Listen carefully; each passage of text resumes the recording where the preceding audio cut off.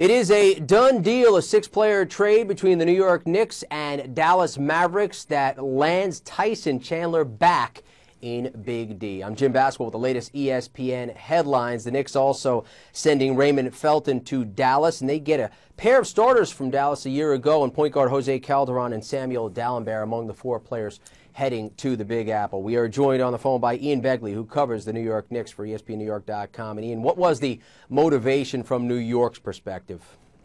Well, the Knicks had an opportunity to upgrade at the point guard position, and that's exactly what they did. I mean, getting rid of Raymond Felton, who struggled for much of last season, and bringing in a Jose Calderon, one of the strongest shooting point guards in the NBA, was certainly a step in the right direction for the Knicks in the backcourt. Many see Calderon as a great fit for Phil Jackson's triangle offense, so that was New York's primary motivation here.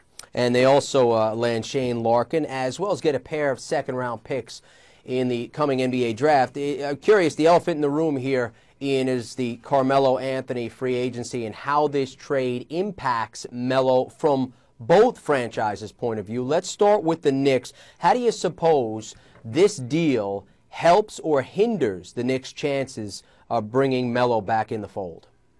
Well, here's the way I view it, Jim. You know, one of Carmelo's motivations with free agency, he's really looking to put himself in a position to compete year in and year out starting next season. Now, if I'm looking at this trade, I'm thinking that the Knicks, on its surface, got better in this deal because of the upgrade at point guard. So if Carmelo views it the same way, maybe he sees the Knicks as having a chance to be competitive in the East next season and then upgrading that roster in the summer of 2015. So I think this deal can be interpreted as helping Carmelo think about re-signing with New York. All right, from the Mavs' perspective, he has played with Tyson Chandler, so he's familiar playing with Tyson Chandler. They, of course, have Dirk Nowitzki, who's a free agent, expected to head back to Dallas as well. Melo will visit Dallas, Houston, and Chicago, as far as we know right now. Chris Broussard reporting that. How do you suppose this helps the Mavs land that big fish in Carmelo Anthony? Well, there's two things. One, Carmelo and Tyson are very familiar with each other. I think Carmelo has a lot of respect for Tyson Chandler based on what they've been through in New York. So I think Tyson landing in Dallas, I think, can help the Mavericks in their pitch to Carmelo.